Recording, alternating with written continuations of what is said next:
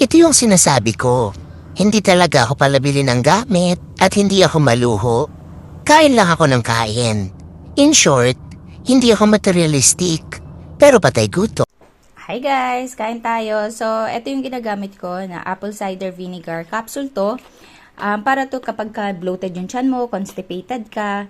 So, after breakfast, magbe-breakfast ako. After breakfast, ito yung iti-take mo. Pakita ko sa inyo kung ano itsura niya. Ayan, ganito yung itsura niya. See? Best shape apple cider vinegar capsule siya. So, anong lasa?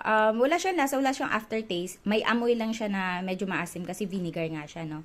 So, yun lang. Tapos, ang maganda dito, kunyari ako bloated ako lagi kasi dati. So, tinitake ko to. Tapos, matagal ako magutom. Tapos, masarap sa pakiramdam dahil hindi nga bloated yung tiyan ko. So, okay. Ayan, kain tayo. So, ito yung ulam ko. May strips ng baboy at saka kangkong. Tapos, kangkong salad na may pulang egg. So, ayan, let's eat!